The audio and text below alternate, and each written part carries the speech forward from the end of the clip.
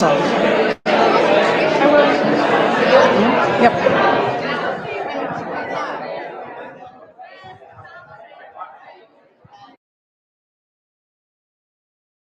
Please, can I get your attention? I think I need to talk louder, don't I? Yep. I just do my good librarian shush and then see if that helps. Hello, everyone. I'll let the last few people take a seat, but we are officially starting, which is very exciting. Oh, I can hear myself now. That's off-putting, isn't it, when you can hear your own voice? Yeah, we've got an hour with you guys of a live podcast. So this is your last chance. I can see someone wanting to come in. That's fine. Come on. It's fine. I mean, you can come to the stage now in the... No, that's fine. So this is your last chance. Like I said earlier, there is loads of drinks in the fridge. So if you haven't got a drink, please do take this opportunity to go and help yourself. There's water, juice, beer, Coke. So yeah, go and do that. Yes, this is a live podcast where it's a collaboration between the SEO Mindset podcast and the Search with Candor podcast. Now, unfortunately, we all see Jack here. He can't be with us because he decided that a wedding was more important. I mean, I know. It's an important wedding. Okay, I feel bad booing Jack. Maybe we shouldn't boo Jack. Okay, that's fine. Jack, we miss you. We do miss you, Jack. But he'll be back. So tonight, the topic is all about being authentically you. I think the title was authentically and unapologetically, which is quite hard to say. It's a big word, isn't it, to get your mouth round. Yeah, we've got a good conversation to have tonight, all about embracing yourself and why it's important to do so. So I'm really excited for this conversation. Now, a couple of things. So this is a live podcast. So after this has been recorded, it will be available on the SEO Mindset podcast and the Search with Candor podcast. So in your goodie bags, there are leaflets where you can subscribe and follow to both of those podcasts. If you're not already doing that, really urge you to do so because that would be awesome. We're also being live streamed to YouTube. Can we get it? There we go. Thank you. So if you can there's cameras dotted around. So if you can see a camera and just wave and, make people feel like they're part of this event, what's going on. And yes, and my last thing before we get into it is I need to say a massive, massive thank you to our sponsors that have helped us make this event possible, because obviously there's costs involved, that like getting pizza, there's chocolate, the goodie bags, the drinks, hiring out this beautiful space. So what I would like to do is welcome each sponsor just to come up, say a few words, and so we can give them a bit of a round of applause and a thank you. So first things first, can I have Elisa from Sistrix, our main sponsor?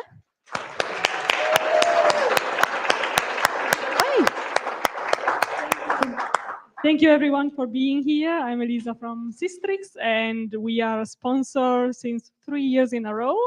We are very proud of being sponsor of the SEO Mindset podcast, and I'm very happy to see a lot of new faces here this time. Keep coming, keep spreading the word.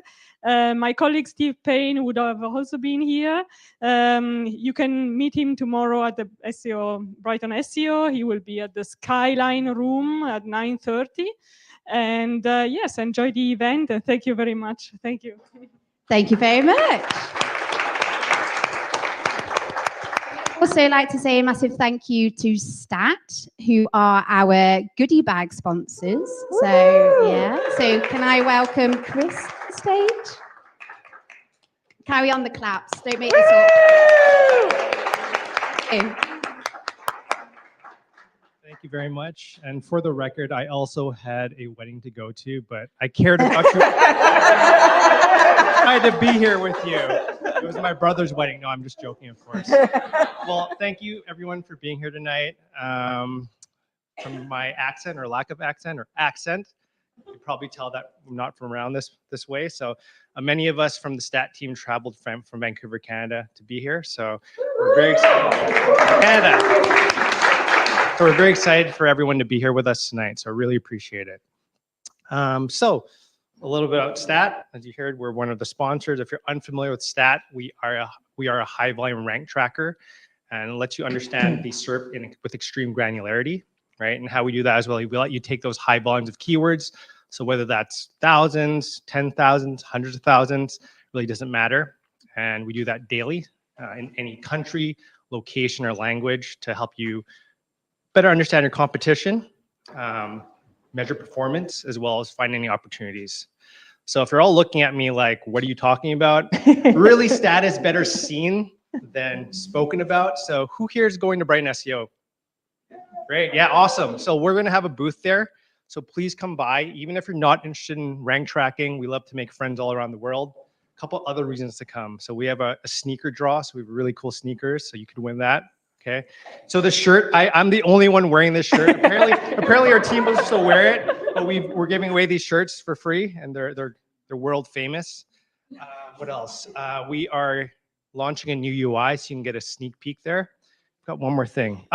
So in your goodie bags, we have a one-pager with all the other Moz SEO tools. We also have a QR code there that will give you a Brighton SEO and SEO Mindset promo for STAT. So yeah, please come say hi. And I think you're in for a treat for tonight's podcast. Thank you very much. Thank you very much. Have also put stress balls in the goodie bags as well. So if you're ever feeling a little overwhelmed, a little stressed, reach into your bag and give them a squeeze. That was weird when I said that, so I'm just going to move on. Yeah, let's not get into my head.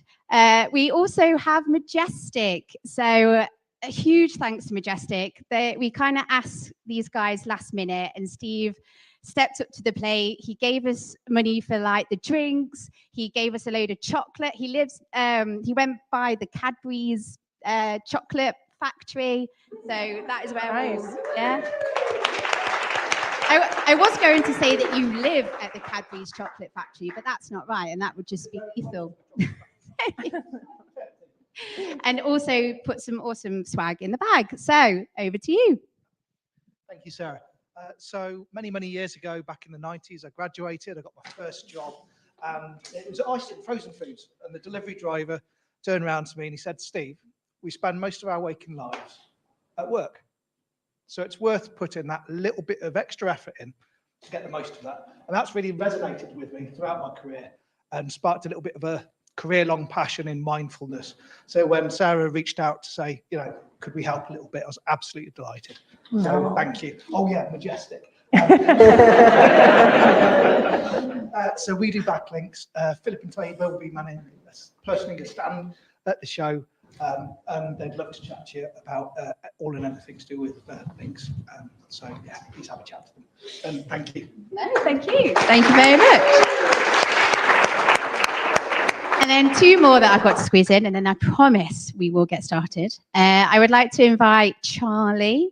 He's wearing two hats tonight. So he has been the wonderful musician in the corner, but he's also from Silicon Brighton, and Silicon Brighton, Tasman. They've been here from the start. Like when we first even thought about this idea, we didn't know what we needed. We didn't know what tech. We didn't know what venue. We just had this bright idea like, wouldn't it be nice if we did this? And Silicon Brighton have made it all possible for us. So over to you. Thank you so much, Sarah. And thank you guys all so much for coming tonight. Yeah, like you say, my name's Charlie. I work with Silicon Brighton. We are the hosts of the tech sector here in Brighton and Hove. We support over 30 different tech meetups across the city by helping connecting them with venues and sponsors, and to bring the AV support tonight, we're helping do the live stream. So if you've got a meetup group or something like that which needs a little extra help, then please come and have a chat with me at the end, because we're looking for more groups, more volunteers, more helpers, more sponsors, supporters, just about everything. So if you've got any way that we could that we can help you out or that we can get involved together, please come and have a chat with me at the end. Thank you very much.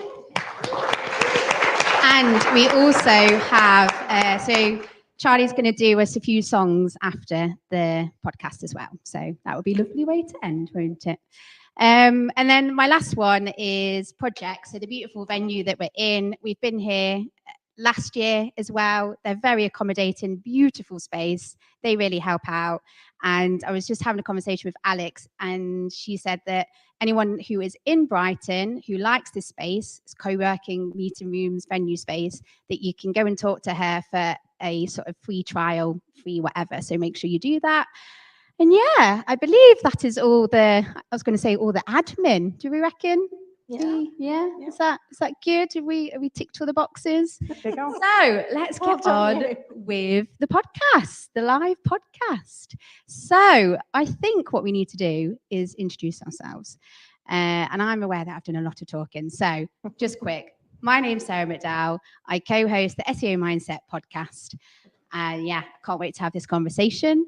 And I'm very excited who's joining me on the panel with me tonight. I have my co-host and a special guest, and I'll let them introduce themselves. Go ahead. Oh, thank you. Hello, everyone. Good evening. I am one of the folks who has traveled here from Vancouver. So my name is Willow Mack. I am the Senior Vice President of Stat Search Analytics. And I'm super excited to be here and get to chat on this super exciting topic. So thanks for the woo. Yeah. Appreciate that. Let's get another woo.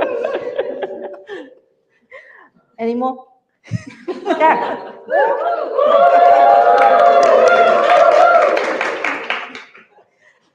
So my name is Tasmin. I co-host the SEO Mindset podcast with Sarah. And in the rest of my time, I coach and I do corporate training, and my life is just filled with wonderfulness. That sounds great. That gets a woo. You've got a good woo, Willow. I'm a loud woo right now, actually. Yeah. It's good. It's good. And obviously the acoustics in here really volumize it as well. So yeah. So tonight we are talking about being authentically you. And I think this is a trending topic because I don't know if you've seen when you're scrolling through social media, you see all the memes, don't you? All the lovely Pinterest quotes and stuff about embracing yourself, be authentic. But I suppose what is hard is that's wonderful, that's great, and we should all do that. But what does it actually mean? So when we're talking about being authentically ourselves, what is that? What does that mean to us? And I think a good place to start is to have a conversation about that. And I'm going to ask the question to you, Willow. So for you, if I was to say, be authentically you, Willow, what does that mean? Scary. No, I think for me, I'm getting a ton of echo on myself, Charlie. Try again. Better? Yes, good. I can see nods. I think for me, when we were talking about this and thinking about authenticity, what really resonated for me was how much has evolved over time. Like how much when I think about what being authentic is, if you had asked me 20 years ago, I would have said, you get all of me. You get the good, you get the bad, you get the ugly. I probably would have said something like, oh, I'm direct, right? I'm just being honest, I'm being direct. But fundamentally, I was being rude. Right? And so you start to learn over time that authenticity doesn't mean giving all of you all of the time, for me at least, or expecting that people have to consume all of me all of the time. And so it's being about finding boundaries and finding spaces to show up where I feel like I can be my whole self, but not have to give your whole self. I don't know if that resonates with you at all. 100%. I mean, Tasmin, you're nodding, and I feel like you want to interject. And I think it's Jenny. It was interesting when you said, if you'd asked me 20 years ago, this is what I would have said. If you'd asked me 20 years ago, what is your authentic self? I wouldn't have known what you were talking about. I think for many reasons, partly cultural, I didn't know that there was an authentic self. And I just spent a lot of time being what other people wanted me to be, whether it was parents or teachers or whatever. So for me, it's, so I'm a person and I have values, and being authentic is being in line with those values. So now it's, for me, it's, if something's wrong and there's a resistance, I know there's something wrong. There's some part of me that I'm not being true to myself. So it's when I'm in flow, when I'm comfortable in my own skin. And like you said, that I don't have to be all of me everywhere, but whoever I am, I have to be comfortable in my own skin. That's such a tricky thing, because resonating with you both, because you do feel that to be authentic, you have to bring everything all the time, when that's not the case. Because for me, and I'm on a journey, so from my perspective, I'm a really big people pleaser. And I think we're going to go into like challenges more. But something that I find is I'm on such a journey, and self-awareness, I think this term gets sort of used a lot, and it's a lot of hard work, but it's important to do it at the same time, because like if you don't have that self-awareness and you're not in tune with who you are, I feel that I was doing the thing where showing too much of myself, also not really knowing who I was, but also being a bit of a chameleon. Yeah. Because I'm a people pleaser and I like people and I want people to like me, I end up being a chameleon and adopting who I'm trying to not impress, or maybe impress. I don't know if that's a strong word, but you kind of, I don't know, you agree with their values, what they like, what they're passionate about. And it depends who they are in your life as well, and how much you look up to them. I think that's a part of human behavior though, right? Like we all want to be acknowledged. We all want to be appreciated. And there are times and places where, like on my journey, if you will, where I have felt like I'm compromising myself.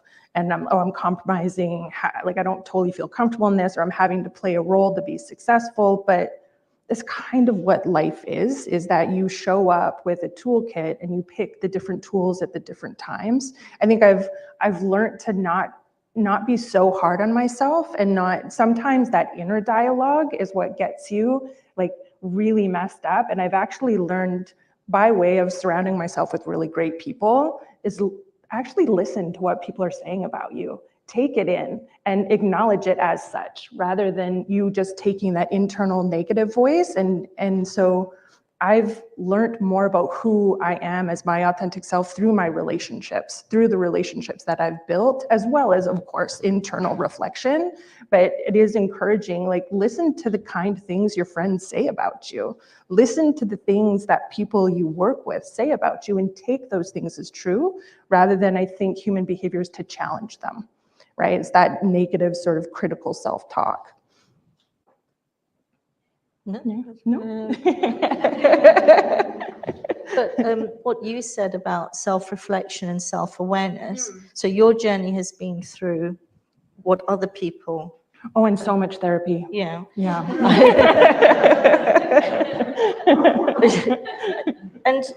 And it's great that we're in a society now that we are able to say that and understand that there is a role for counseling, there is a role for therapy, there is a role for coaching, there's a role for mentoring, because we never thought that we needed to look after our physical form on our own.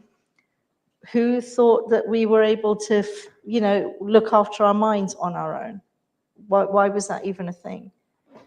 But what you said, self-reflection and self-awareness is the hardest journey to begin, the hardest journey. But once you do it, once you start taking those steps and you get better at it, life is so much better, and life is never the same.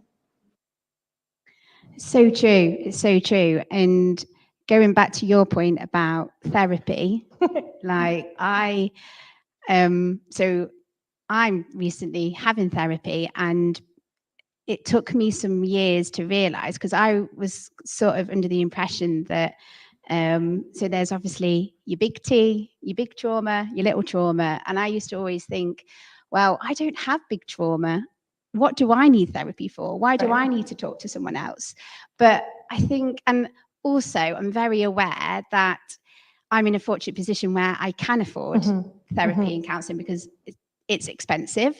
It's not highly accessible. I mean, I wish that we lived in a world where you just got therapy and counseling for free, because it's such a big thing. And it doesn't matter what happens to you, because I had to stop comparing my issues or like what I was struggling with other people. Like, oh, well, they have it much harder than me. Do you know what I mean? And when I sort of realized that, and I don't know, going to therapy was hard as well, because it also felt really self-indulgent. Oh, it's super.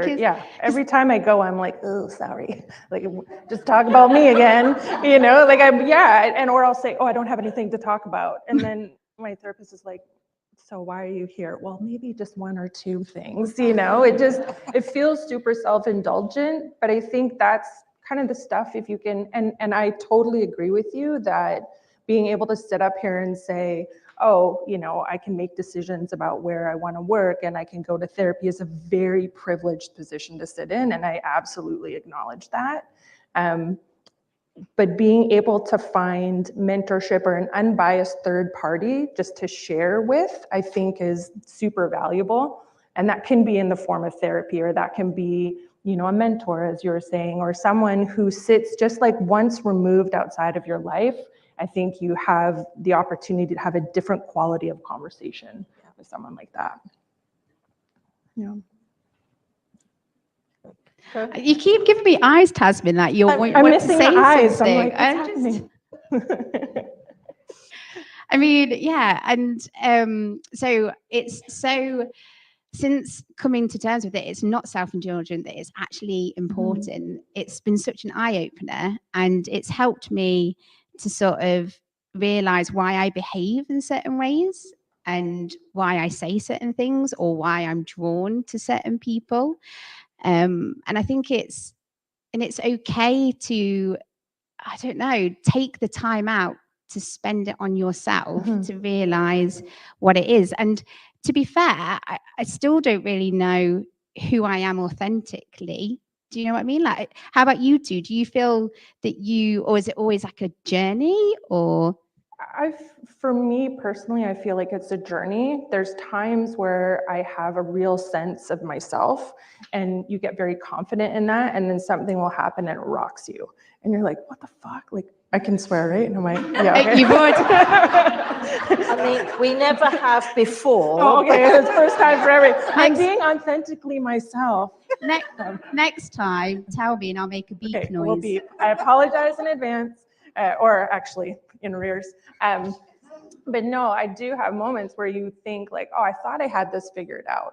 And I think, you know, it's been so interesting, the process of thinking about talking about this, because for me, it really is, I'm still figuring it out. And I think the acknowledgement and the grace to give yourself that life is a journey and you're figuring things out as you go, and you're going to mess it up along the way. I think for me, that's been one of the biggest things, is just accepting like, yeah, I'm not going to get it right all the time. And I still have my friends, I still have my family, I still have the things that are important to me in my life, even though I've tripped over myself, I don't know how many times, trying to figure out who this authentic self is, right? But I suppose that's where taking accountability is important, yeah? Like, life is messy, relationships are messy. Yeah. Like, you're never going to, like, someone's got to make a beep noise because I want to swear. Were we really not supposed to swear? Is that an issue? Okay.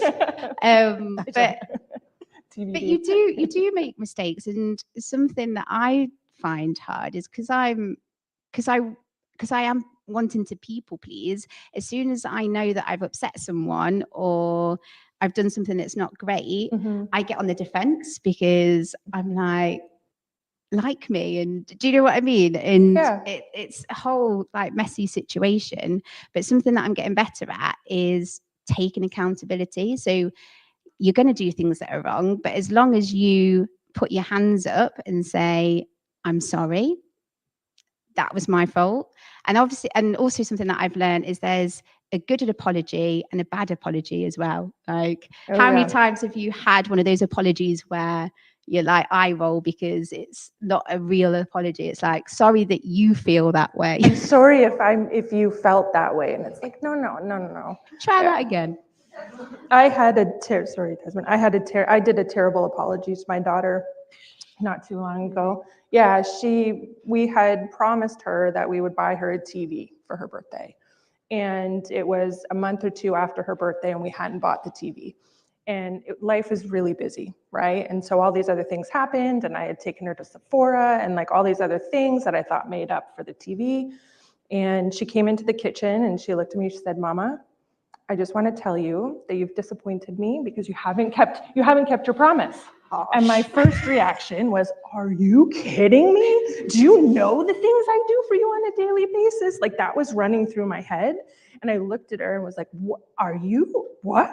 I'm going to need a minute." And she walked out and went into the living room and I stopped and I thought, she's right. All she did was advocate for herself and tell me the truth of the matter. I had let her down. And so I went into the living room and this is where, you have one of those moments where you high five yourself after. And I was like, "Ben, you're right. I let you down and I'm sorry." And I could see in her like how much growth and confidence that gave her. My parents would have I would have been grounded for a week and never got the TV, So it's like seeing going back to like seeing what other people see in you, seeing that reflection in your children, I think for me as a mom helps me also center like who is my best self, which is like a therapy line, but really you see that reflection back and it helps you collaborate, if you will. See, I don't see it as a therapy line. I've been listening, you use the word accountability.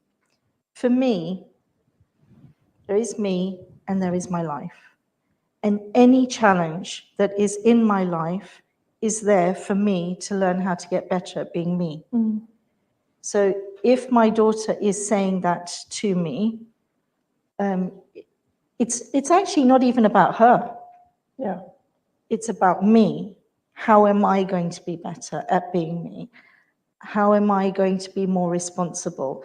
If something happens at work, and rather than accountability, I think I go through life with curiosity and kindness. Something happened. Oh, why did I do that? Why am I always feeling negative about that? Not why am I feeling negative? Why am I?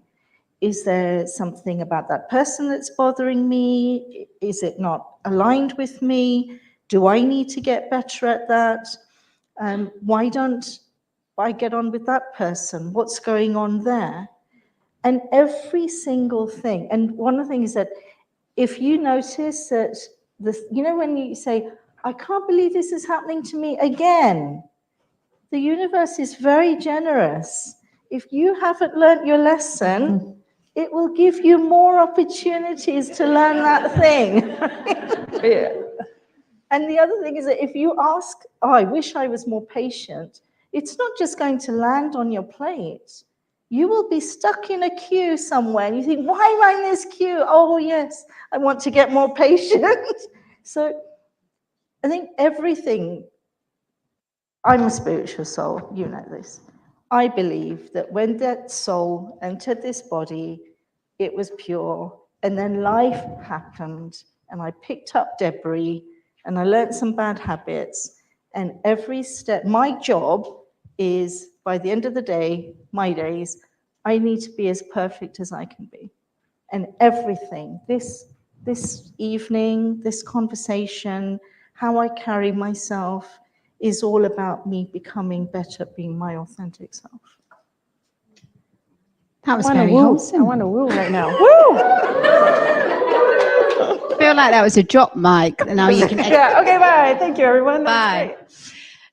Is there any other challenges that we could explore when we're thinking about being authentic? I mean,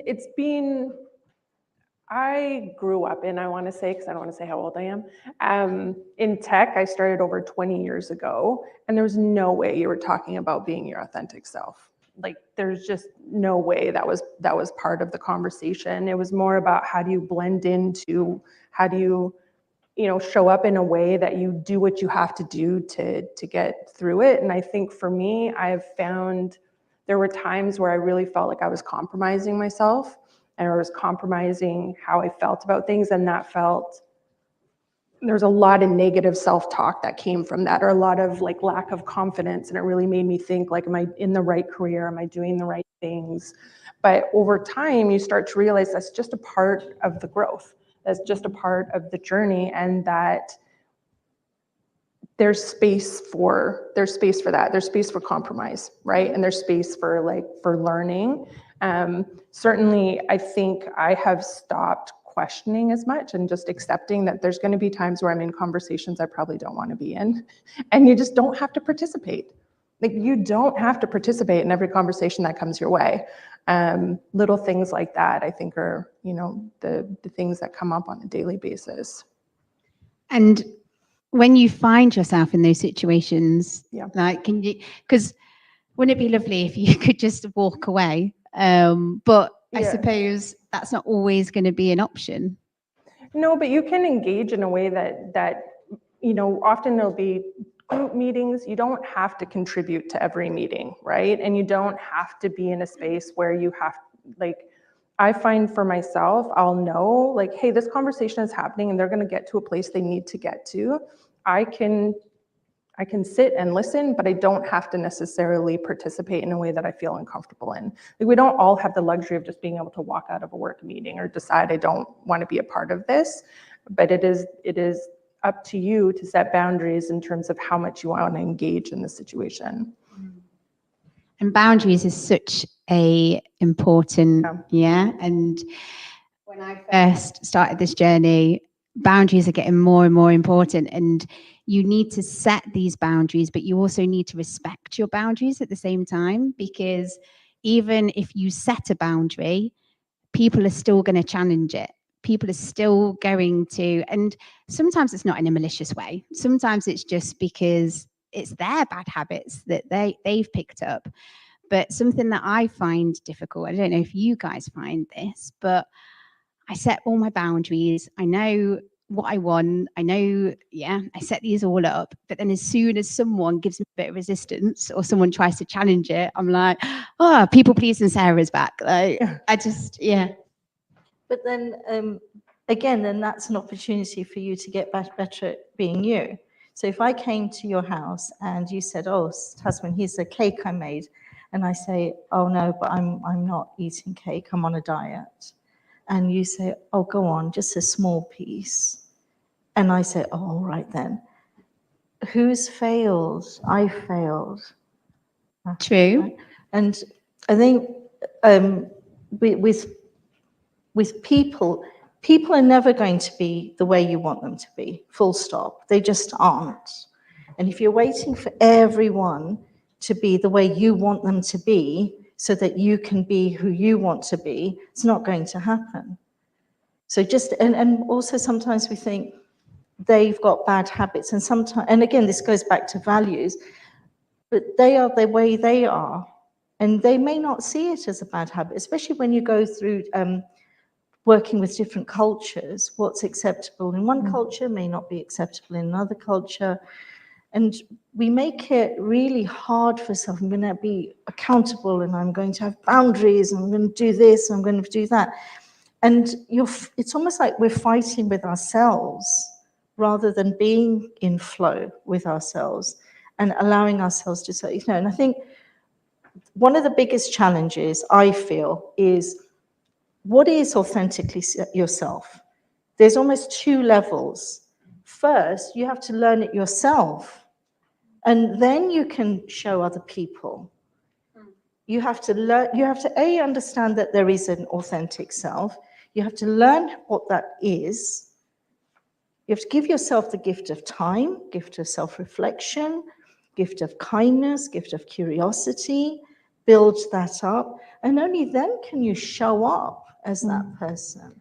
I think it's a super hard practice. Like because I mean, I was raised in a space where there's like critical self-thought, and you're always thinking like, what did I do? Yeah. Right. And that practice of giving that space is I think it's a really tough place. Like it takes a lot of energy to sit in that space all of the time. And I guess that's what life is like that journey where you realize like, it's not easy. It's not easy. You know, like it's like if you want to live in a space where you are aware and you're self-reflective, it takes time, it takes energy. It's not the easiest path, but I think it's a well-traveled path, if you will, and it's definitely worth it. I also think there's certain times in your life where you only have so much energy to give it. Yes. Right? Like you can't be 100% self-reflective and like going to yoga and doing all the stuff all the time. Sometimes I want to drink dirty martinis and, you know, like eat bad food, and that's okay. But it is one of those things where it's to be, I think the thing that you mentioned there is to be kind to yourself and to give yourself the grace and the kindness you give others. This reminded me of an incident. My husband and I, so he rides bicycles, and he had a puncture, and we were walking to his sister's house who had a puncture repair kit. And he said something, simple sentence, and I was triggered so much. I started crying in the middle of the street. Can you imagine me crying in the middle of the street? And he said, what is it? What is it? And I said, I don't know, but I'll figure it out. And I'm crying. We got to his sister's, you know, I cleaned myself up and we had a cup of tea. And I thought to myself, what just happened there? And then I realized that actually my confidence had been triggered there.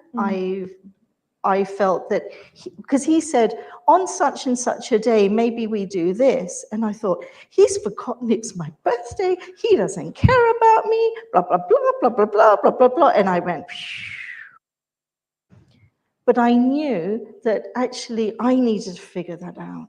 He didn't have to save me. I had to save me. And on the way back, I said, I figured it out. This is what happened. But it is hard work, but I think once you get over this initial hump of working really hard, and for me, I know exactly when I started to do it. And it was one Easter, maybe about 15 years ago. It was a beautiful Easter. I'd gone through the divorce. And the problem is often we only go down this route when somebody has passed away, or we've gone through a divorce, or something traumatic has happened in our life, because we think life's too short. I don't want to be somebody who I'm not anymore. You know, I want to be me. And you don't have to wait for that point. You can start today, and you can start really, really simply. And once you begin that momentum, it becomes a practice. It becomes something you do without even realizing you're doing it. And what you said about energy and how much energy it takes, again, this is where the self-care comes into play. Self-care is not what you do when you're broken. Self-care is what you do for yourself every day. Little, little, little, little, little, to keep you charged, to be able to handle those situations. Now, you talk about challenges. You know, I come from a certain culture. Education was really important in my family as a value. You come from a different country, you go to school because education is important. Kids there don't like you, they don't understand, because, you know, Britain in the 70s was a difficult time. It was a difficult time to be somebody of color. And it reminded me of that. I don't know, has anybody watched The Green Book? Yeah. So, you know, when he says, I'm not black enough to be black or white enough to be white, and I'm not man enough to be a man, so what am I? I grew up feeling like that, because at home, I wasn't brown enough to be brown. At school, I wasn't white enough to be white. And you just don't know what you are. And so this is what I mean about giving yourself the grace to learn who you are, and then you can show up as who you are. That must have been really difficult. And I mean, how are your feelings around that now? you know what, at the time, because you come from a family where they say, don't rock the boat, just go to school, don't say anything. Stay in line. Stay in line. And then you stay in line at home and you stay in line at school. And I remember it was really odd because these kids were my friends when we were younger. And we went into senior school and suddenly they didn't like me. And I thought, what happened there? But you get not used to it. You just deal with it. You just accept it until you can't accept it anymore. And then you'll just yell or I never swore. Never swore. I'm not going to live that Because down. you weren't allowed. You know, Yeah, even yeah, that, you weren't yeah. allowed. You weren't allowed to express yourself like that. I'd love to hear you swear just once, Tasmin. Just Just do it, do it. because that's not who I want to be. True, and that is the lesson. That is not Tasmin. She's not a swearer. Do you know, yeah. What I think what would be really lovely now is to sort of share some like success stories of where we have shown up as being authentically us, or where we felt that we have. And I mean, Willow, would you like to, not to put you on the spot or anything? Well, I mean, I'm here. Yeah. That's a great question. I think where I feel best about it is in the last year is how I've shown up and how I've grown as a parent. About a year ago, my daughter started to show symptoms of very severe anxiety. And overnight just decided, didn't decide, she was having a mental health crisis at the age of 10 and was like, I can't go to school. I can't do it. Major panic attacks. And our first reaction, my husband and I's reaction, was to step up as an authority figure and say, you must go to school. You must do these things, because that's what we were taught, right? Is no, you go to school because I said so, push through, you'll be fine. And it got to a point where she just really couldn't. And I learned how to be a lot more patient version of myself and a lot more empathetic version of myself than I thought I was capable of being. When you spoke about being, being kind and giving people space, I'm if somebody pushes back on me, I fight. I'm fight or flight, I'm fighting and I'm going in hard, right? And it's oh, you want to do this? Okay, let's roll. And I really have to work that back for myself, but that comes as a result of what you learn as a child, right? Is my childhood was I was responsible for myself, and I had to find that security in myself and how I move through the world. And I started to raise my daughter that way and just recognize it fundamentally wasn't working. But now we've moved through this path, and she's just wonderfully social, and she's back in school, and her grades are fantastic, and her, and it's not just as a reflection of me, but I really do believe how my husband and I have shown up in that, and that I have said to her, and she has echoed it back to me. She said, you should know how to do this. You're my mom. You should know this. And I said, dude, I have never been a mom to a 10-year-old before. I've never been a 47-year-old woman before. I have never done any of this. And so you need to know right now, I have no idea what I'm doing. I am learning with you, right? And that felt so honest. It was just the most honest moment that I had given myself in a really long time. But yeah, and I think you have to be kinder to yourself there, because we all find ourselves in a situation, especially as SEOs, right?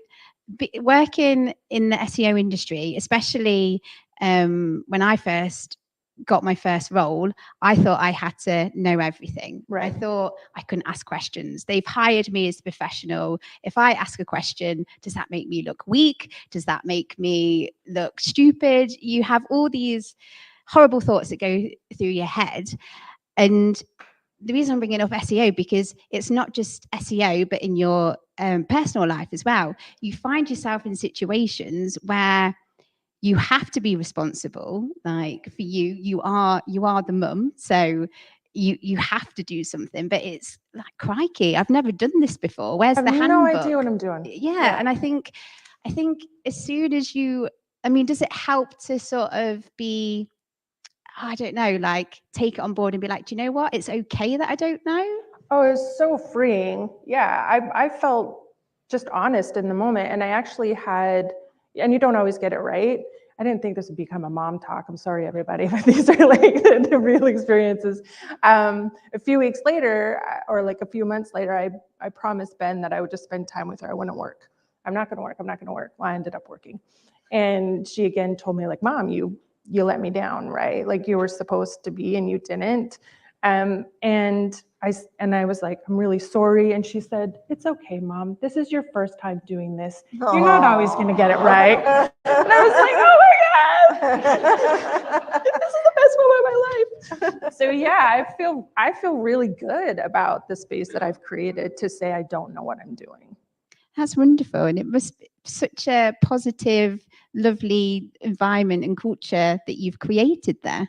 I mean, not every day, like let's be, she's 11, you know, but no, it is. I feel really good about it.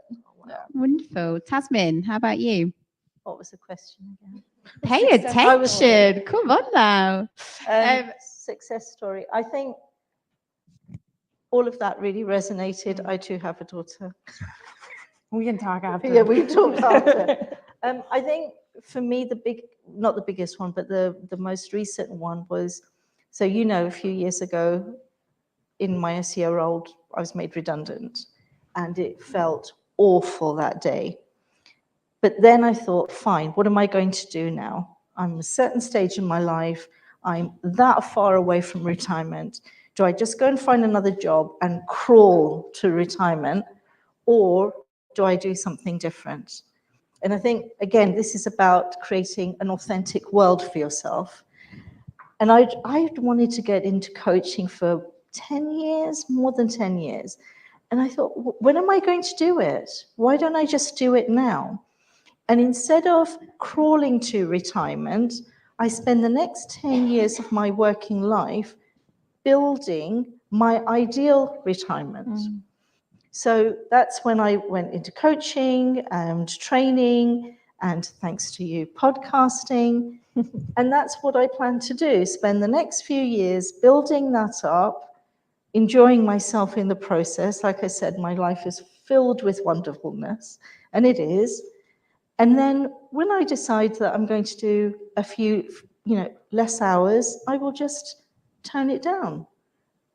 And rather than think, you get to retirement and think, what am I going to do? Am I going to go garden? Am I going to travel? Am I going to do this? I'm actually going to carry on doing exactly the same thing, maybe less of it, maybe travel more, and still do it. And I think that, for me, was a big success.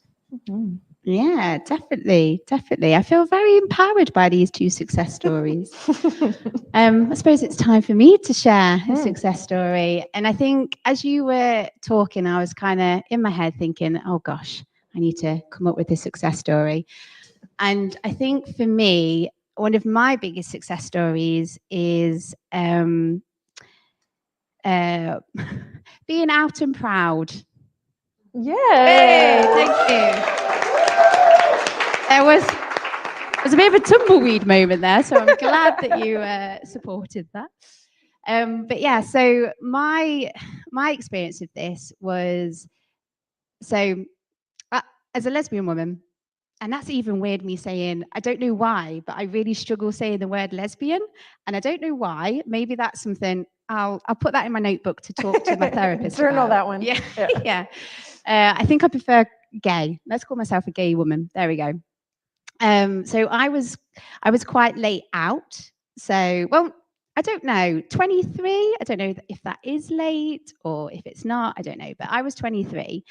And when I first came out, I was such in the closet, so deep down, like even so that when I set myself up on dating apps, I would do the whole thing of like interested in men, but then I'd like do the really sneaky thing of just messaging a load of women and doing that instead. Not a load of women, because that makes me sound rein it back. And I remember going on. Do you know what? I didn't think I'd end up talking about this tonight, so this Where might we end are. up being very therapeutic for me. But I remember going on my first official date with a lady, and I was so nervous because I thought everyone's going to be looking at me when they're not. Do you know what I mean? Like everyone, like no one cares about you, Sarah. Everyone's got their own shit going on. You didn't beep. I gave you the eyes, Willow. I like it. And it was such a journey, and yeah, and it was so nerve-wracking doing it, but I did that. But I remember other situations where when I been in relationships and booking an Airbnb or a hotel or booking.com, and I would kind of have to caveat, I'm gay, is that okay? Which, yeah, and you're looking at me, but it sounds bizarre, but because, and this is going to sound stupid, but I didn't know how to be gay, and I didn't know, again, there was no playbook. Right. And one of the reasons why I think I was later out is I wasn't surrounded by a gay community. I didn't like, everyone was like straight around me, and definitely in society. I think it's getting better now, but when I was growing up, it was very like heteronormative. Do you know what I mean? That's what you see. And I think it was Orange is the New Black that helped me. I don't know if anyone else has seen Orange is the New Black, but I think it was Alex on Orange is the New Black. Yeah, thumbs up. There we go. You're welcome. But yeah, that was the whole thing. And then even, and this is the thing that I struggle with now is, so I'm in a very loving relationship. Tash should be listening right now. So if she's not, like, you know, Yeah. but no, she will be. So hi, Tash. But yeah, lovely relationship. Love her to pieces. Where am I going with this? My brain's just gone. I'm just doing a devotion now to Tash, and that's weird. But yeah, even, when she gets misgendered, that's a whole thing, because again, you have to come out again. And again, when I was early 20s and I was having conversations in a work setting, so agency side, and I was having client meetings, I was so careful about the words that I was using. So I'd never say she or her. I'd always say they, them. And got misgendered loads of times. And yeah, just thinking where my brain's going with this, because it's going all over the shop. But it took a while for me to actually speak up and be like, do you know what?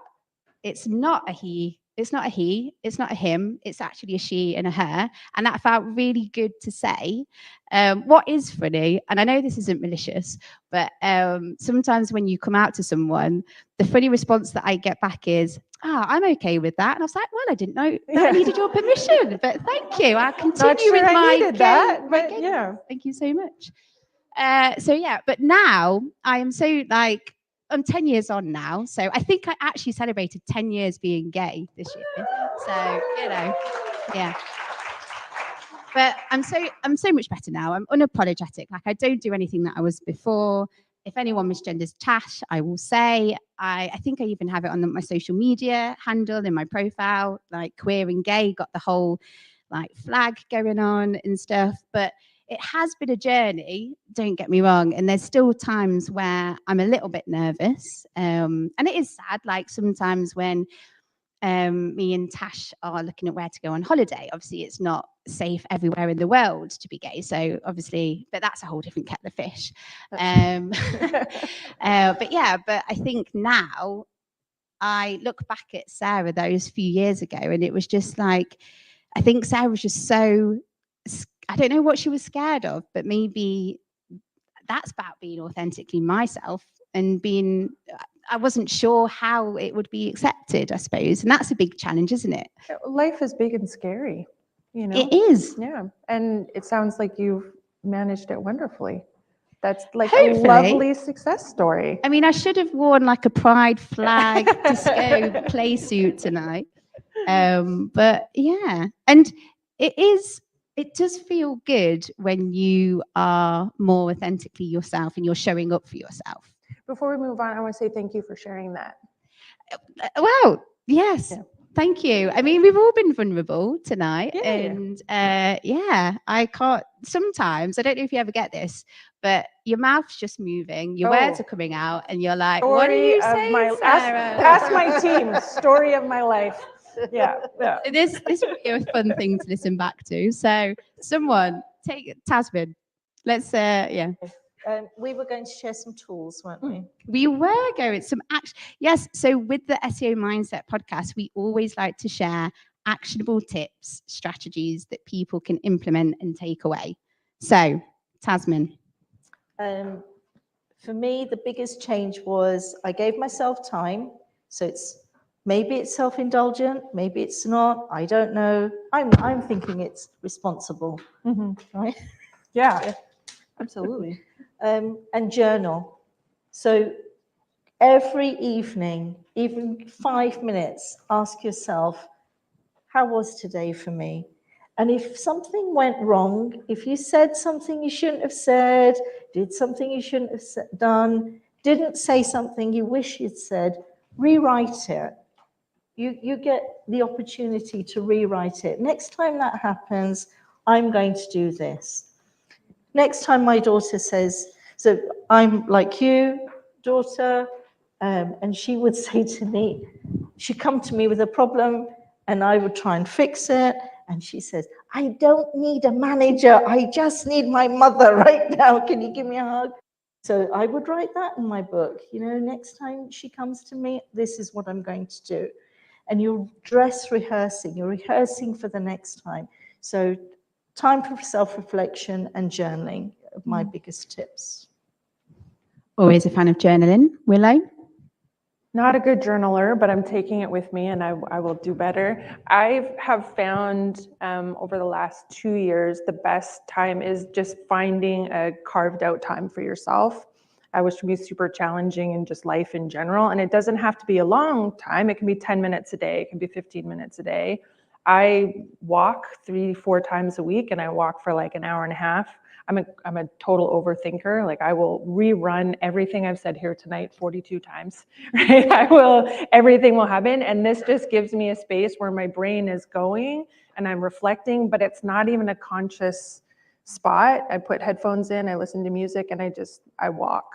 I think for me, it's just finding space for yourself that is for you, meant for you, for no one else. Not doing chores, not doing like, oh, I'm taking time for myself while I'm doing laundry. No, you're not.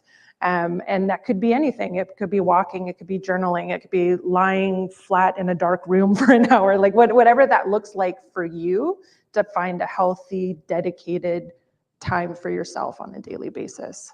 And I suppose it's about getting inquisitive, isn't it? Curiosity, I think, is huge. Yeah.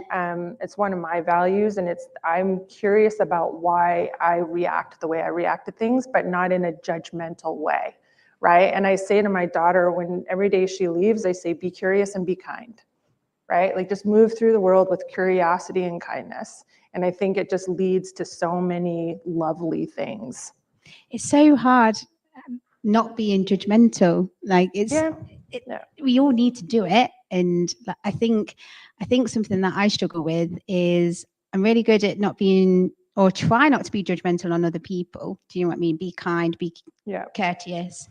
But I think a lot of us don't do the same for ourselves. Oh, absolutely. It's treating yourself with the grace and kindness you treat others, right? Is one of the, I think, the biggest sort of inner workings of like, hey, this thing I'm saying to myself right now about how I swore on the podcast and I wasn't supposed to, right? Like, would I say this level of critique to anyone else?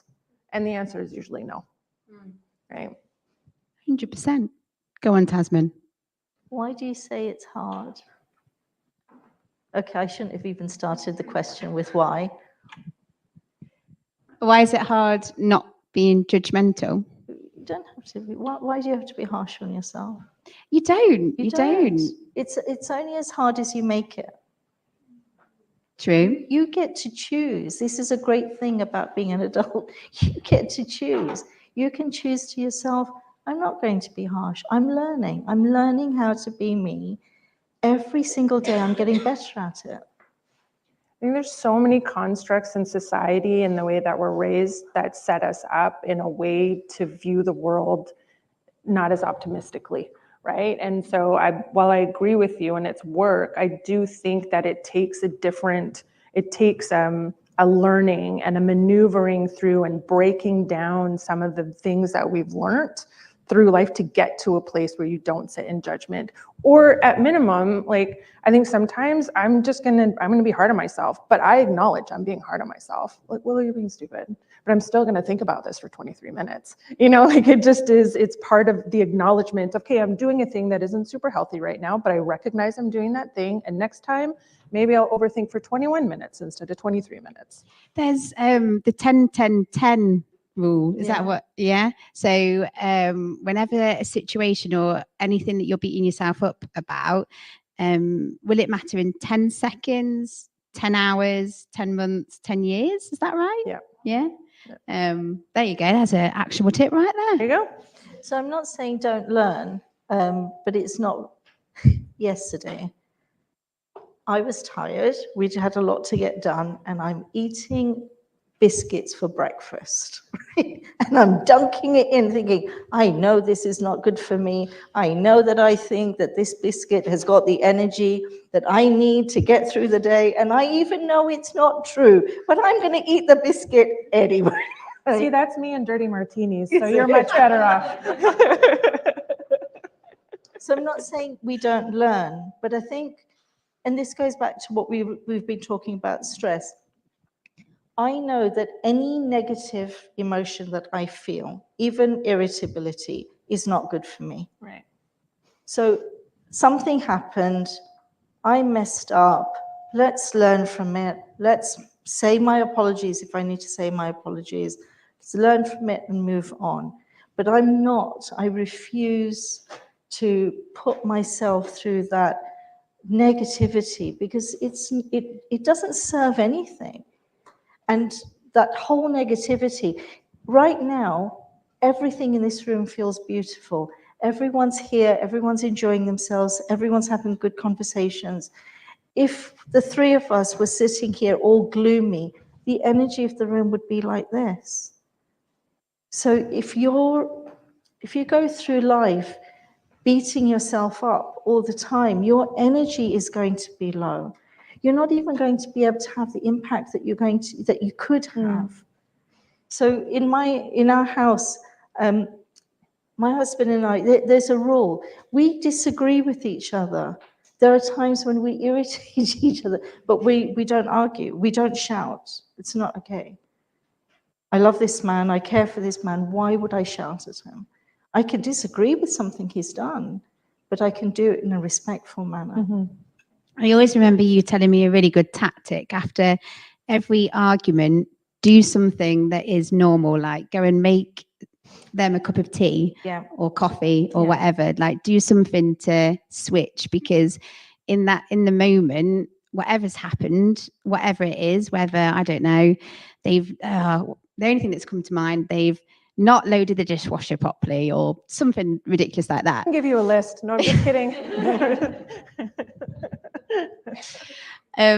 But yeah, however we're feeling in that moment, it is that moment, and you've got all of these emotions coming up, and sometimes you need to take yourself away, don't you, and switch it, whatever that is. Because all that's happening, we say to ourselves, oh, we've argued with this person, and I'm going to give myself time to get. All you're doing in that time is just validating again and again and again while you're right and they're wrong. So just break that negativity. He doesn't even want the cup of tea. I'm just handing it to him because I drink the tea. And then have the conversation. So this could happen at work as well. If something has happened that you're not happy with and you can't make them a cup of tea, at least go and write something down. Write down what you're feeling, write down why you're feeling, be curious about why that happened. And don't go and talk to somebody who is just going to make it worse for yourself. Unless they are saying to you, okay, what are you going to do differently? How are you going to learn from this? They're just going to say, yeah, that manager, really horrible, blah, blah, blah. It's not helping you. But yeah.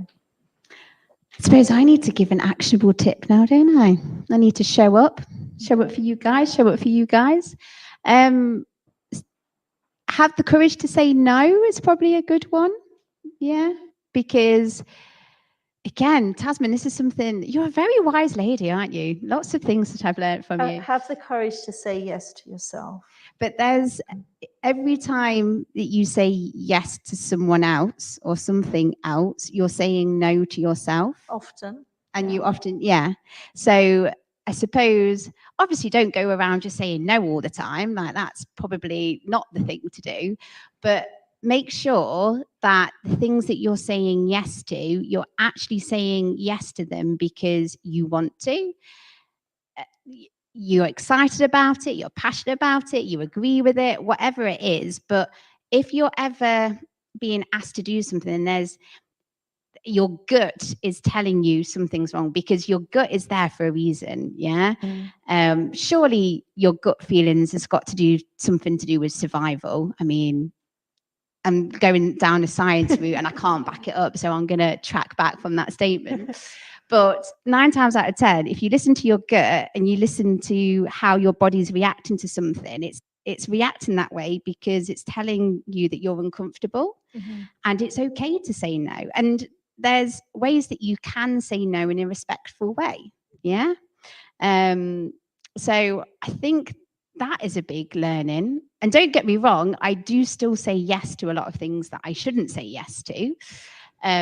But I think I am getting better at listening to my body. And the more times that you do say no, the easier it becomes. Yeah. Yeah, it becomes a behavior, right? Or a habit. You have to do something like 14 times or 35 times or something for it to become a habit. That's So quite a lot, isn't it? Yeah, I don't know what the number is. I'm backing out of the number just like you were backing out of the science, but I know you have to do it a few times for it. There's also, I don't know if this is backed up by science, but if you try something 7 times, you end up liking it. Again, I don't know if that. We're really going down this like not quite scientific podcast thing. Yes. Jasmine, help us. True. No? I have tried aubergines more than 7 times. I still do not like them. So, no, that's not true. So we are running out of time, because what I'd love to do, so we've got the space till 11 o'clock, but we want to do some question and answers, and we've got some incentives, because I know it can be a bit daunting asking some questions. So we've got some lovely incentives here. But before we open the floor and people want to ask questions or share experiences or whatever they want to do, Willow and Tasman, is there anything else, big question, anything else that we haven't covered? Any last tidbits? Wise words? I could keep going until someone says something. No, I think it's just like this is a journey, right? Life is a journey. This is a part of it. And figuring out who you are is for me, it's ever evolving, because your life circumstances are ever evolving. And so, really just give yourself the space and the kindness you would give others as you figure it out. Wonderful. Tasman? And enjoy it. Yeah. It's not meant to be that hard. And if it's hard, then there's something wrong. There's something. Last year, I was able to go to Makkah for the pilgrimage, and you circumnavigate 7 times, because they say everything in the universe is going anti-clockwise. So you too have to go anti-clockwise. And it made me think, actually, if I am in resistance, if there's some resistance happening in my life, I'm not in flow. And when we were going around, it felt like flow. And now in life, I just think, if something's happened in my day that is causing me to be angry or I'm resisting, there's a learning there for me. And it's okay because I just get to be better at being me. So if there is something that you want to do, if there is something that you're doing that you don't want to do, whatever it is, everyone in this room will have something in their mind right now. Be kind to yourself, accept it, and go and do that thing. Go and be that person you want to be. Wonderful, wonderful. I feel like we need a little round of applause. Yay. So hopefully we're all now clearer on what being authentically you means. And raise of hands, who's feeling like they can do this? Who can make the steps, do the journey to be authentic? Yeah, put your hands up. Yeah. Everybody in the back. Well, this is good news. We've done something here. We've done something that we set out to achieve. Now it's time for Q&A. We call it Q&A, don't we, Tasman? But it always ends up being more of like a sharing stories experience, and it's lovely. So we have got, so for the first 4 people who ask a question or share an experience, we have the wonderful SEO in 2024 Majestic by David Bain. Yeah. But before I do that, there's also, everyone needs to look under their chairs, because if you've got a post-it note, can anyone find a post-it note? Okay, hold the post-it notes.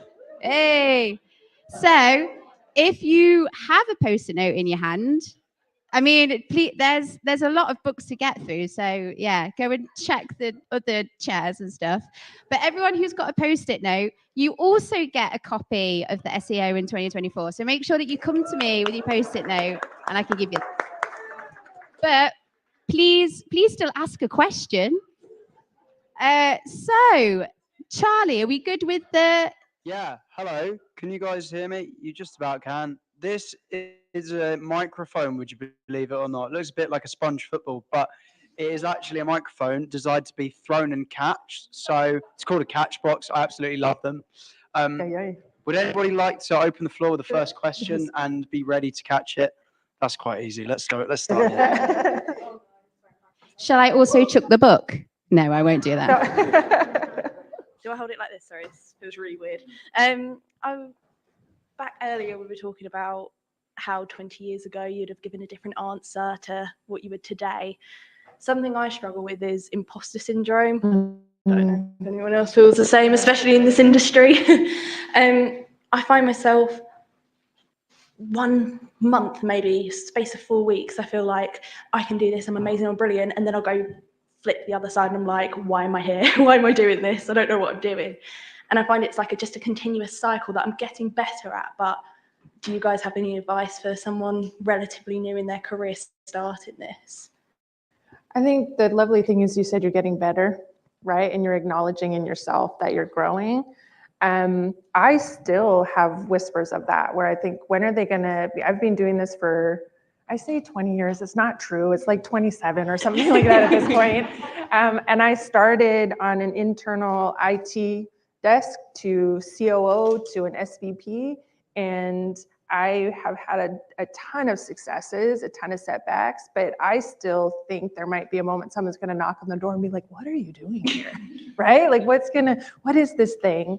And I find, going back to the tools of reflection, if you can take a moment to look back at those moments where you were feeling like, oh yeah, I did these things, and just spend time in that and spend your energy in that space, which I know sounds really like, airy-fairy. I wish I could tell you, like, have a sip of orange juice and you will be fine. But or a margarita. Right? Like, this would be great. But really, like, reflect on and journal. I don't journal. I love that idea of like, write down, oh yeah, I did these things really well. And give yourself that opportunity to reflect on those things. And just, it's okay. It's okay if you feel that way. You're acknowledging it and you're growing through it. And I think the times where you do have the feeling of imposter syndrome, lean into it, because it means that you're pushing yourself out of your comfort zone.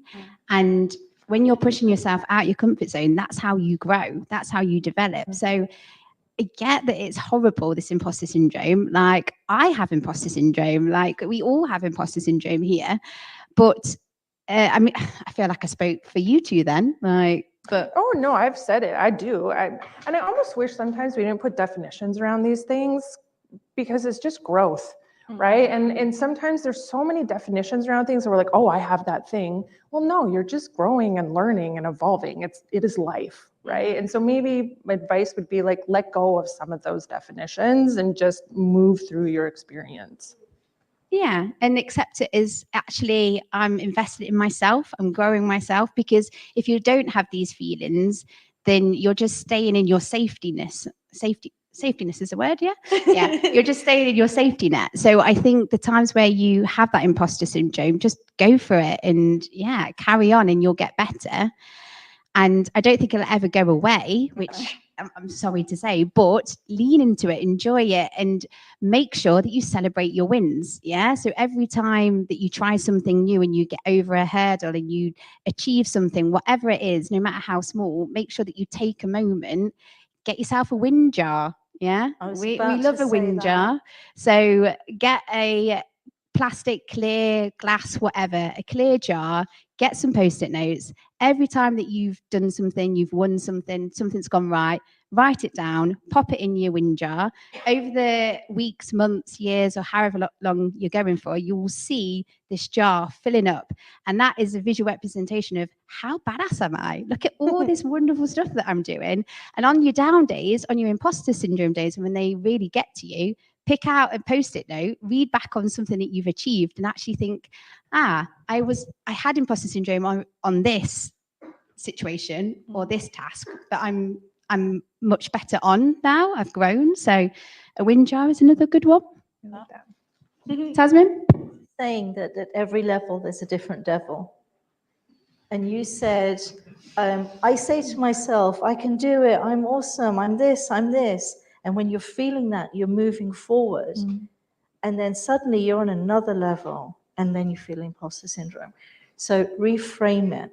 That is telling you you're doing the right thing. Keep going. I like that. Thank you. There you go. And you get a book. Woo! Right. Hands up. Okay.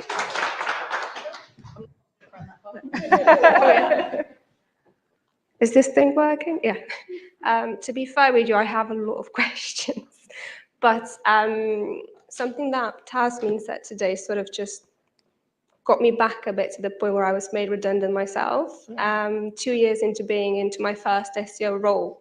So I was sort of just getting a bit to know more what I liked doing in the realm of SEO. If it was content, tech, perhaps both, backlinking and all that.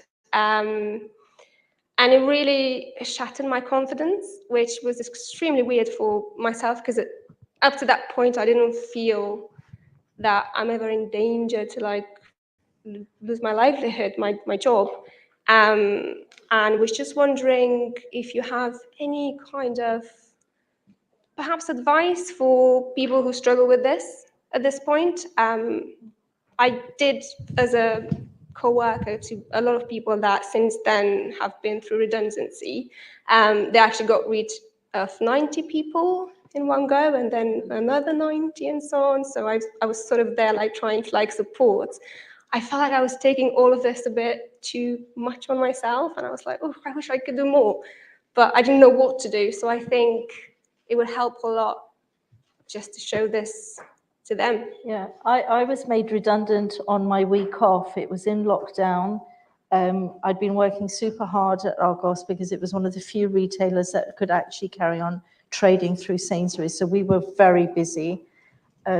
I was also working for the Great Place to Work colleague development and was working with HR, bizarrely, to build a platform to have self-care tips for the people in the industry.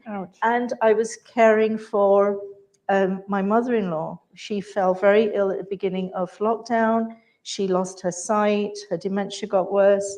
There was nowhere to take her. So, you know, I was caring for her 60, 70 hours a week. And I was finished.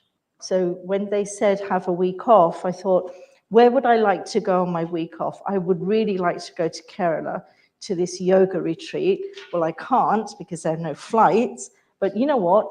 I'm going to do it anyway. So I created a retreat. I built myself a plan. I was going to wake up, and I was going to do this, and I was going to have coconut water, and I was going to go for walks, and day 3, so day 3 is when my manager rang me and said, you need to be on this call. Went on the call, found out that this particular role was going offshore. And I realized that was me. And I was devastated because it was my self-worth went like that. But then the next day I had a choice. I either carry on crying or I go back to my retreat. And that's what I did. And since then, some of the people who come to me for coaching have been in that space where they've been made redundant or they're in a really toxic environment. And what they're doing is desperately learning. You know, if I need to apply for a gazillion jobs a day, and I need to take this course, and I need to do this, and they're crying. And I say to them, you need to stop and you need to recharge. And fortunately for them and for me, they do that. They realize that they are completely burnt out and they're no good to anyone, including themselves. And so for those people who are in that space, it is an opportunity. It's not you, it is them. It is absolutely them. Take that opportunity to take a step back and think, what do I want to do? That's when, through those, you know, on my retreat, I created a vision board.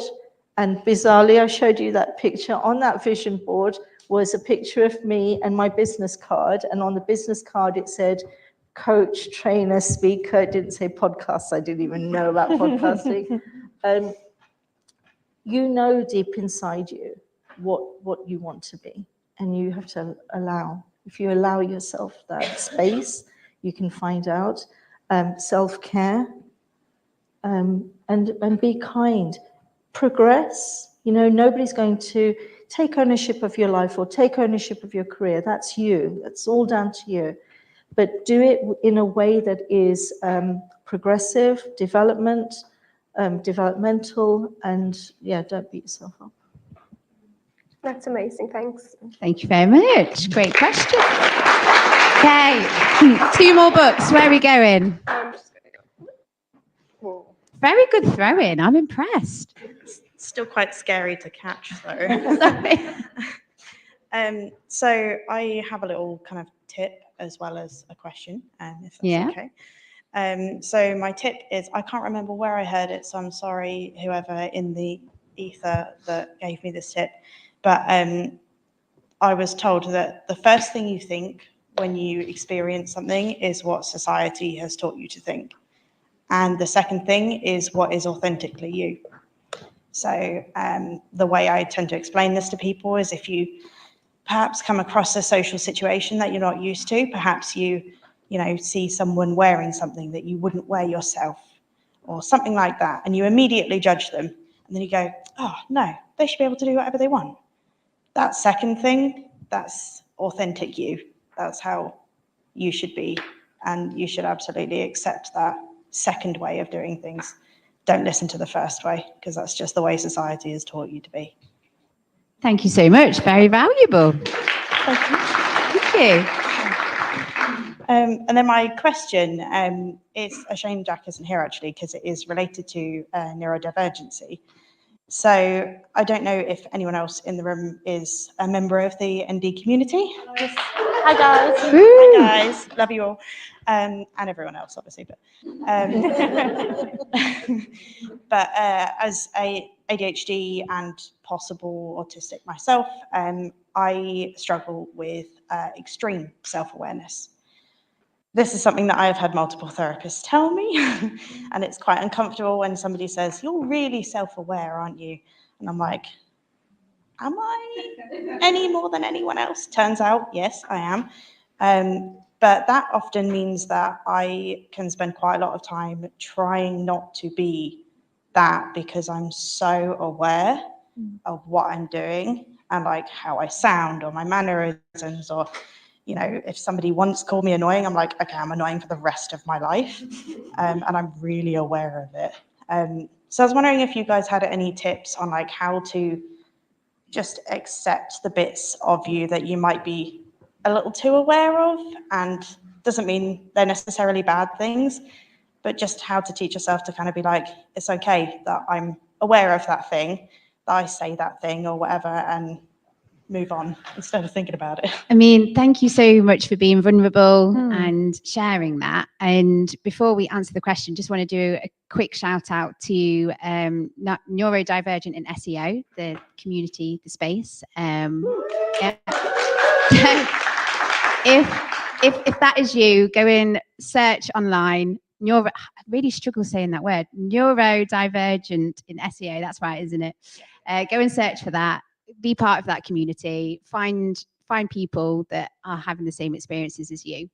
So yeah, just wanted to do that. But Willow or Tasman, would you like to answer the question? Do you want me to go first? I don't know if I have like a satisfying answer. I wish I had something for you. My daughter has ADHD, and I see her working through this, a very keen awareness of all the things that are her, right? If I think of my own experience, I know it's not a super becoming thing, but I'm ego driven. The worst thing for me is to be embarrassed. I hate it. I don't take jokes well. Don't pull a prank on me because I am not going to handle it well. Duncan, yeah. And that's not a becoming characteristic. And so I think for me, I'm very, very, very aware of something that I find unbecoming in others that I see in myself. And it's just a work in progress to be kind to myself in it and to sit in the moment and go, okay, it's here. So what? So what? What does it actually, is anyone here looking at me in a different way because I've said that thing? Self-acceptance is an easy thing to say, and I think we've kind of touched on it, but just is like a growth thing that's just an always on behavior. I don't know if that's helpful or not, but thank you for sharing that experience. Wow. Thank you. I think, again, probably not a satisfying answer for you. My daughter has autism and ADHD, and it has taken me a long time to learn how to be the right mother for her. And I'm still learning. What I found has helped is for me to praise her. Now, that might not have to come from someone else, that may have to come from you. And that's sometimes really hard to do. Praising her, making real big fuss about the things that she does well, because she does so much well. And I think the things that she does well, maybe other people don't see, but I see. When things aren't going okay, not trying to fix it, just give her a hug, and that's okay. So when we say about self-acceptance and self-love, and I went through many years thinking, what is this nonsense? I've now become somebody who understands that actually that is of critical importance in your life. So maybe, how does that sound to you right now when I'm saying these words? What does it sound like to you? I mean, it does help to just have other people kind of validate that, the experiences I'm having, other people are having, and even if it's not neurodivergent related. And it's also really nice to hear someone say, like, they're working hard to be the right kind of parent for someone that is in the community, because my parents are still very much learning. I was only diagnosed 3 years ago, and I'm 30, so they've completely had to change the rule book, and now they're like, that makes a lot of sense, because I was a nightmare as a kid, so thank you for being, but yeah, I don't know, it's still hard to hear other people say you have to just be like, so what, I am who I am, and you have to be kind to yourself, because again, that's something that I find really hard, as Sarah was saying earlier, I find really hard to just say, that's just me, and that's okay. And it's, you know, especially when it comes alongside the stigma of being ADHD or autistic or anything else that has a label, any other kind of label. Can you find yourself a cheerleader? Like, I'm not talking like pom-pom. I mean, that would be wonderful, isn't it? If you had your own personal cheerleader who was like, yeah, go. But something that has helped me is finding people that support, build me up, say the right things, especially when my imposter syndrome is coming in, or something's gone wrong, or I don't know, something's not gone quite right. There's certain people that I know that I can go to, and they will say the right things, they will do the right things. Sometimes they just give me a hug that I need. So I think a big thing would be find your cheerleaders, find people that can big you up. And you could put them all in a WhatsApp group together, or find them when you're in person. But unfortunately, there are some arseholes in the world, and I'm just going to say it, yeah? And I think a big thing, a good thing that I came to terms with is not everyone's going to like me, but am I bothered?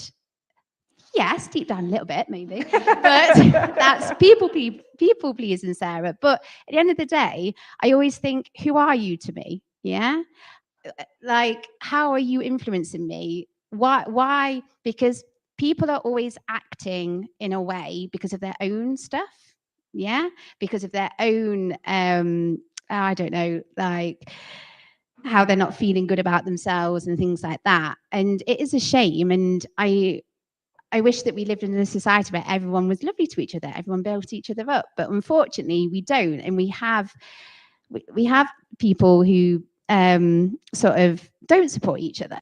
But I think if you can accept that and be like, okay, you're just not my person, do you know what I mean? And move on, and don't waste your time on that person. Go somewhere else, find communities, you know, go to the neurodivergent SEO community, or wherever that you can find support or a cheerleader. Do that. And yeah, and you don't have to be liked by everyone, I think, as well. That's something that I'm coming to terms with as well. And it is hard, but the more that I accept that, the easier life becomes, I suppose. Don't know if that's helpful. Yeah, definitely. I guess the only thing I would add to that is that don't make that your like family or your partner, because I have a lovely family. We're all super close. I have a wonderful boyfriend. You know, I have a lot of friends around me, and they're all cheerleaders, but my brain immediately goes, they're all biased. They're all biased.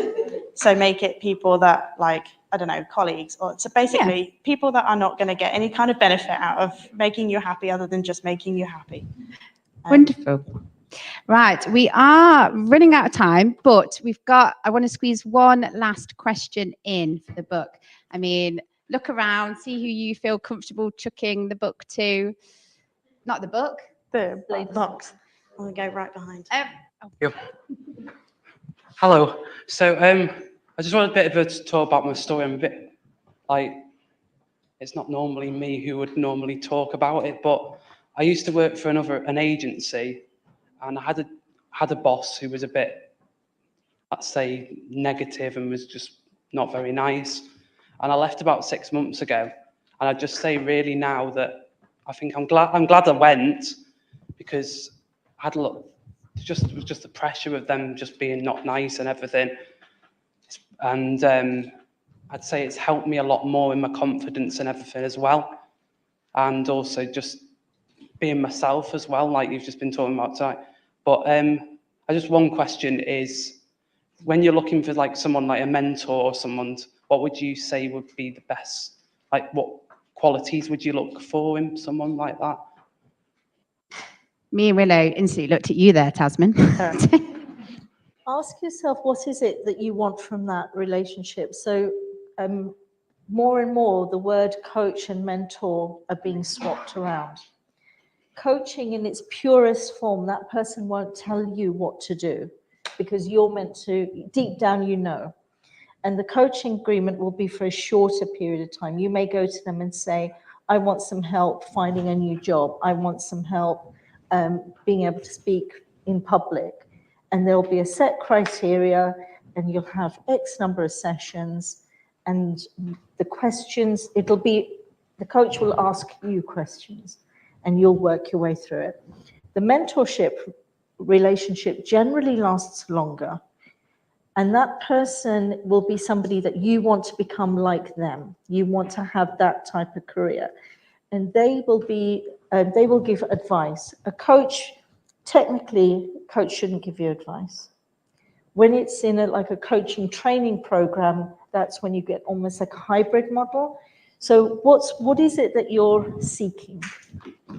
Probably just someone to be able to talk to about SEO and stuff like that, really, because I find that sometimes it's hard to find someone who like might be able to give you tips on different things and stuff. Yeah. Like I was saying about imposter syndrome before, I get a lot of that recently, and where I was not as much as I used to, where I used to be with the boss and everything, but yeah, really it's just stuff like that, really. Yeah.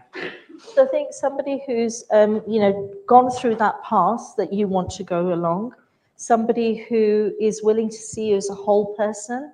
So often you've got these high-performing individuals who will say to you, oh, do this and do that and go and do this course and get up at 5 and whatever, rather than looking at you as a whole individual. You may have family commitments, you may have other interests. So if they can respect you as holistically, that's a good quality to look for. Somebody to give you advice, somebody who's already done the thing that you want to do, and somebody that you can talk to rather than them just telling you, where you feel that you're confident to be able to express your opinion. Wonderful. I'm very sorry, and I know that we didn't. One more. Yes, definitely. Chuck the. Put her hand up 3 times. Maybe a quick one, because you already mentioned it, but it was about burnout. Yeah. Because I know I've struggled with it myself, and I know people have, how to recognize burnout. Yeah. Because I, for example, was working at a very bad agency, and I burnt out without even realizing it. Yeah. I only realized it when I got fired because of low performance, and turned back on everything and realized, okay, that happened. I was definitely outdone, completely burned to hell. So, because you mentioned it, that's where I got the question from. If you could advise to people, regardless of where they are in their careers, how to recognize those signs of burnout, because we all have the resources on how to handle it. It's very a broad topic that's talked about, but nobody tells you how to recognize it. So if you have no capacity to think of something that you really love, and they come to you and say, I need. I mean, great song. I need your help with this. Or they come and they start crying, and you cannot deal with it. You just can't. That's not your normal behavior. If you're acting in a way that isn't your normal behavior, if you are snapping, losing your temper, if you are not sleeping properly. So there's a really great book that I've been reading, I finished it. It's called Feel Good Productivity by Ali Abdaal. And he says that 3 types of burnout. One is when you are doing too much. One is when you are not spending time recharging. And one is when you're doing things that are not aligned with yourself. So you might actually not be working very hard, but the things that you're doing, they're not aligned with you. And often we have a bit of each of those things. So if you are not sleeping well, if you're finding that you're not looking after your health, if you're snapping at people, or if you've just tapped out, if you're feeling mentally exhausted, if somebody comes and says, I need you to help me with this, and you can't, all of those, are any of those signs ringing true to you? I mean, some of them, yeah. Because the situation I had was, there was no snapping, there was no that kind of reaction. It was more of, it was happening internally rather than externally. So that's like the thing, like that's why I hadn't figured it out, because I would have figured out if I had snapped at somebody, because I don't do that. But it was happening, I was snapping at me from inside, you know.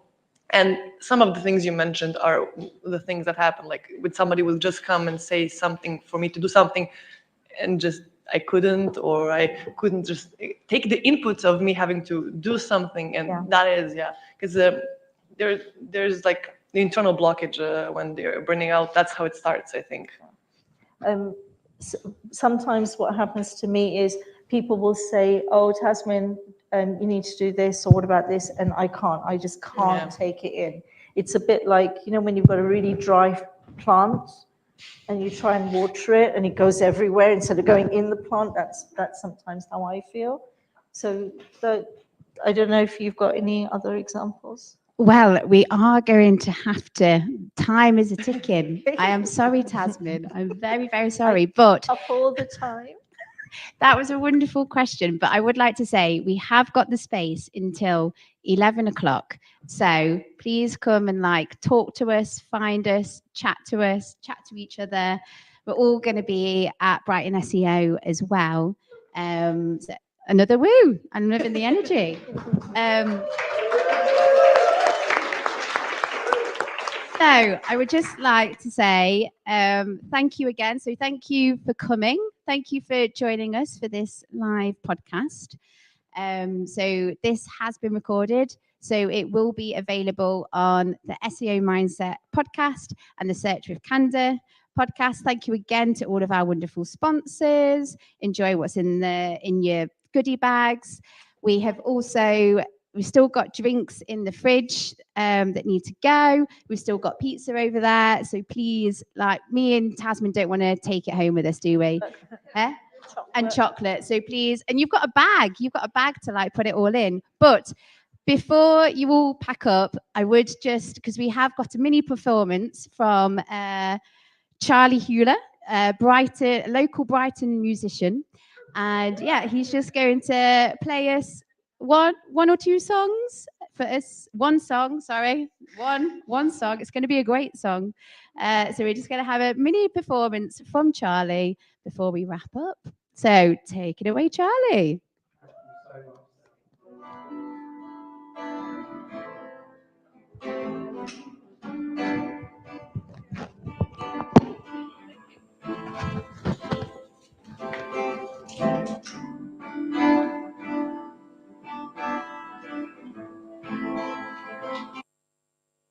I've had a very, very stressful week as well, and in life generally, and I wasn't sure exactly which song I was going to play up until about 10 minutes ago. It's just the way it goes sometimes. I've been very moved by the things that have been shared this evening, so I'd like to go for this one. It's called On the Ground. I've got this really big gig at the Comedia with my band on the 26th of May. You'll find these cards in your gift bag with some Silicon Brighton stickers as well.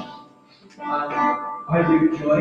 It's about looking on the brighter side when things have been a little darker. And if you're about, hopefully see it in the media.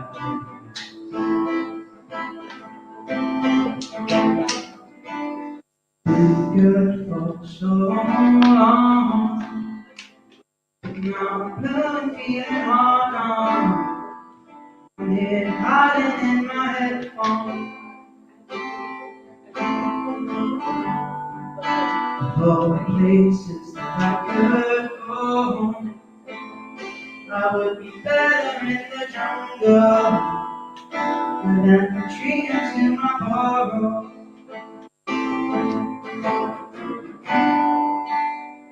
Always feels like everywhere here. It always feels like just remember that the sun still shines. Underneath where there is no light. Talking about it's a beautiful day all day. Through the fog and the tree, I am trapped in the all day.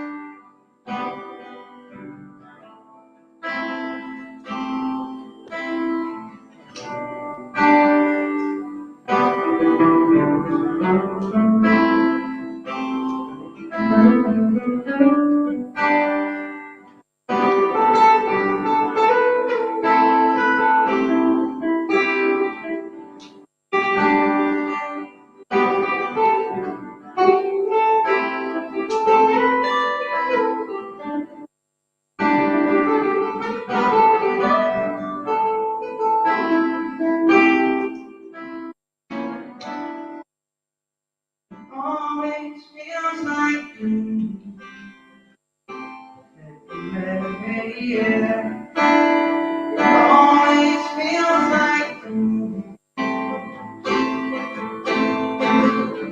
just remember that the sun shines. Even on days when there is no light, above the clouds, it's a beautiful thing out there. Through the fog and the dreary gate, when you're trapped in a day all day, you just got to feel it all the time.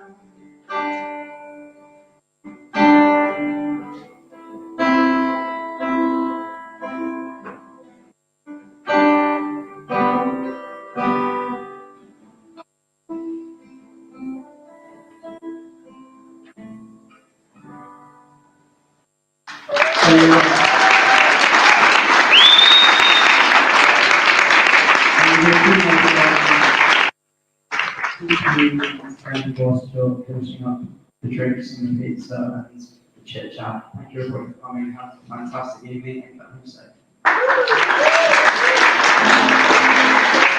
And just want to say one more thing, because me, Tasman and Jack need to get better at promoting other events. So if you've enjoyed tonight, then in your goodie bags, there is a leaflet where there's a QR code to a Google form where you can get notified about other events like this that we'll do in the future. So we'll pretty much, every time there's a Brighton SEO, we will do something like this. Yeah, Tasman? Yeah, yeah. I'm not just springing this on you and you're like, what? Say, what are you talking about, Sarah? There you go. So please do, in your goodie bags, there's that leaflet, do the QR code, pop your details in, and we can keep you updated. But yes, thank you again. Thank you, Charlie. That was beautiful music. And yeah, we've got the space till 11. So mingle, eat, drink, and all of that lovely stuff.